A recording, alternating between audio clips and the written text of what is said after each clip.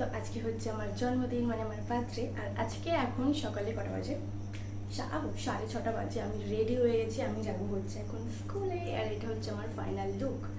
কেমন লাগছে অবশ্যই কমেন্ট করো। আর আমার বার্থডে সারা দিনের ভিডিও, মানে সারা দিনের ব্লগ হচ্ছে এইটা, তো একদম লাস্ট পর্যন্ত দেখতে থাকো। আর সবটা তোমাদের সাথে এই ভিডিওতে শেয়ার করবো, বড় ভিডিওতে। অবশ্যই কিন্তু কন্টিনিউ দেখতে থাকো। আর চলো, তারপরে বেরিয়ে পড়লাম স্কুলের উদ্দেশ্যে। আর স্কুলে গিয়ে এরকম একটা সারপ্রাইজ পাবো আমি সত্যি ভাবিনি। ক্লাসে ঢোকার সাথে সাথে বাচ্চারা সবাই একসাথে আমাকে বার্থডে উইশ করেছে। আর এটা আমার কাছে অনেক বড় প্রাপ্তি। কি সুন্দর, থ্যাংক ইউ। সব শেষে ওদের একটাই আবদার ছিল যে আন্টি একটা ছবি তোলো। তো ওদের আবদারকে ফেলতে পারি, তাও আমার বিশেষ দিনে। তো তুললাম। তারপরে দেখো সংযুক্তার সঙ্গেও দেখা হলো। এবার এটা আর একটা ক্লাসে গিয়ে সেখানে অবস্থা দেখো, মানে ওরা ঢোকার সাথে সাথেই তো আমাকে প্রচুর বার্থডে উইশ করেছে। আর এরকম ছোট ছোট ওদের ভালোবাসায় আমাকে ভরিয়ে দিয়েছে। দেখো ওদের যে হাতে লেখা মিষ্টি মিষ্টি কার্ডগুলো, এগুলো দেখে সত্যি ভীষণ ভালো লাগছিল। আরও একটা ভালো লাগার কারণ হচ্ছে আমার বিশেষ দিনে যে ওরা আমার জন্য এগুলো ভেবেছে, এটাই আমার কাছে অনেকটা বড় পাওনা।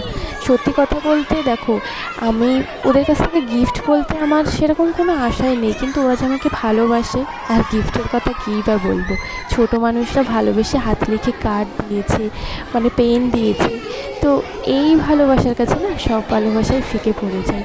হ্যাঁ, ওদের আবদার ছিল যে আন্টি একটু ছবি তুলো, ভিডিও তোলো। তো আমার মনে হলো আমার বিশেষ দিনে যেই বাচ্চাগুলো এত সুন্দর সুন্দর মানে উপহার দিয়েছে, ভালোবাসা দিয়েছে, তো ওদের আবদার যদি মেটাতে না পারলাম তো আর কী হলো। তাই আমার বিশেষ দিনে একটু চেষ্টা করেছিলাম যে মোমেন্টগুলো ক্যাপচার করার জন্য, আর কিছুই না।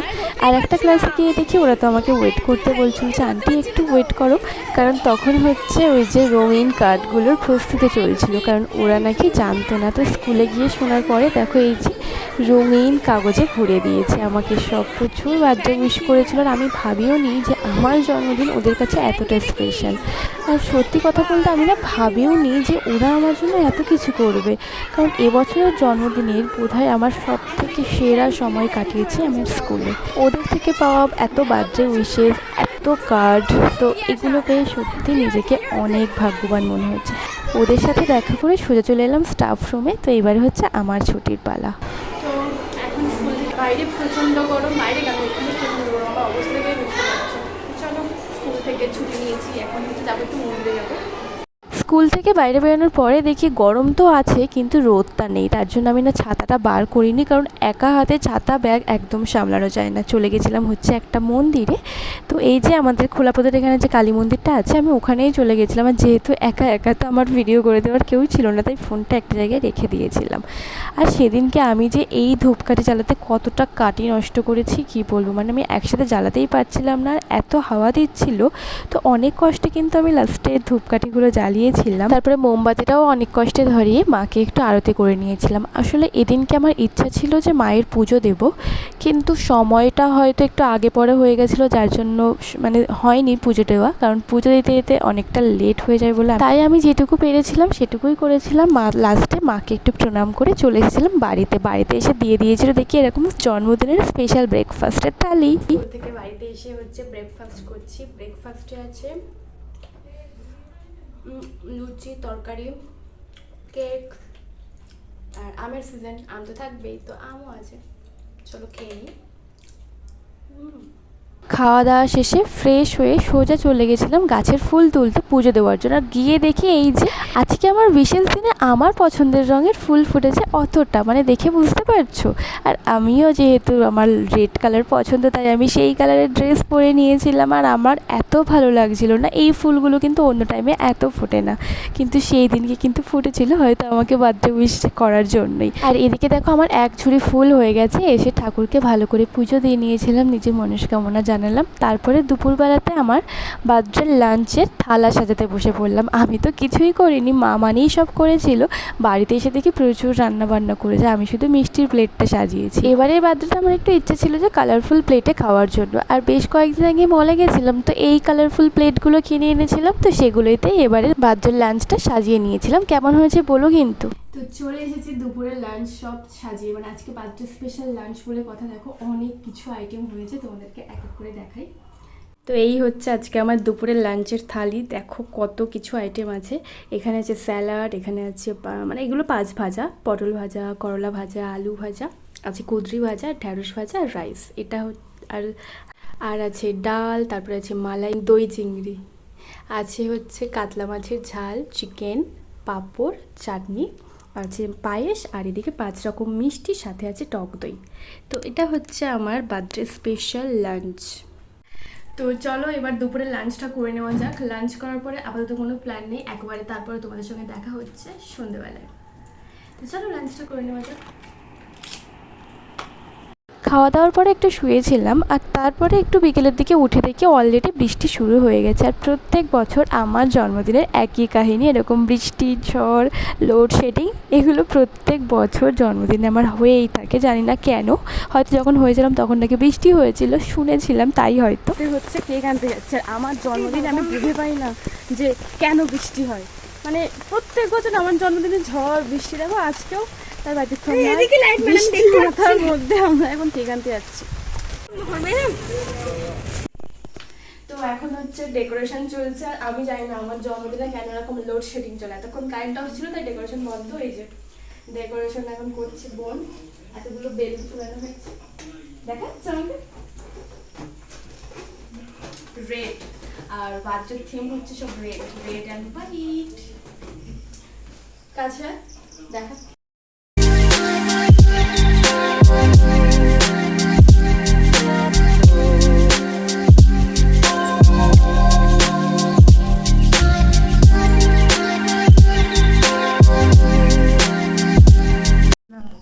তো চলে এসেছি আমি, এই যে রেডি হয়ে গেছি, এখন হচ্ছে কেক কাটিং। আর এই যে হচ্ছে আমার আজকে বার্থডে ড্রেস, মানে বার্থডে আউটফিট। তো আমাকে কেমন লাগছে অবশ্যই কমেন্ট করে বলবো। This is my full look. তো চলো এখন হবে হচ্ছে কেক কাটিং। তো এটা হচ্ছে আমার বার্থডে কেক।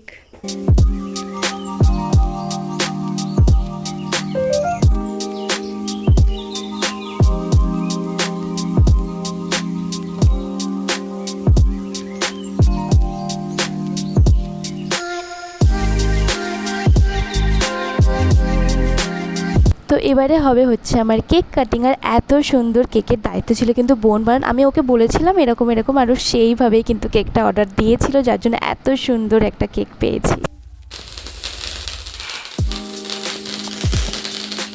হ্যাপি বার্থডে বল, বল হ্যাপি বার্থডে বল, হ্যাপি বার্থডে টু ইউ। আরে এরা দাঁড়িয়ে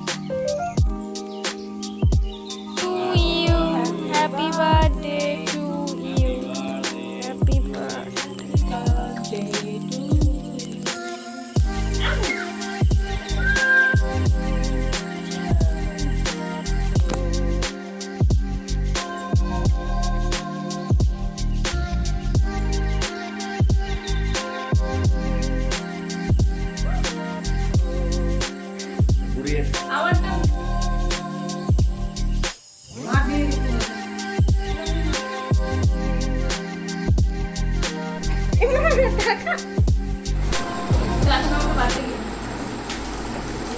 থ্যাংক ইউ।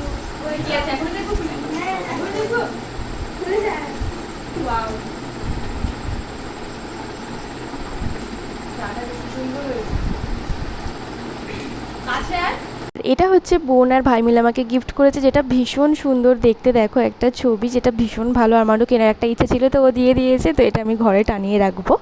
আর তারপরে আমাদের রাত্রের ডিনারের প্রস্তুতি। কিচেন কিং থেকে এতগুলো বিরিয়ানি নিয়ে আসা হয়েছিল কোনো রান্নার ঝামেলা ছাড়াই, কারণ এই গরমের মধ্যে দুপুরবেলাতে অত রান্না করার পরে আমি চাইনি যে মা মানে আবারও কষ্ট করে রান্না করুক, তার জন্য সব অর্ডার করে নিয়ে এসেছিলাম। আর এখানে ওই যে বিরিয়ানিগুলো প্লেটে কিন্তু নিয়ে আসা হয়েছিল, সবটা প্লেটে। তারপরে ওরা তো ভাই বোন খাওয়া শুরু করে দিয়েছিল, আর আমরা রাত্রে সবাই একসাথে ডিনারটা করে নিয়েছিলাম। আর আমার এই কিচেন কিংয়ের বিরিয়ানি কিন্তু বেশ ভালোই লাগে, আর বিরিয়ানির সাথে একটু কোল্ড ড্রিঙ্কস না হলে তাই জন্য শুধু বিরিয়ানিই ছিল, আর তার সাথে ছিল কোকা কোলা। ব্যাস, এটাই হচ্ছে একদম পারফেক্ট, মানে রাত্রে ডিনারের জন্য কোনো ঝামেলা ছাড়াই অর্ডার করো, খেয়ে নাও।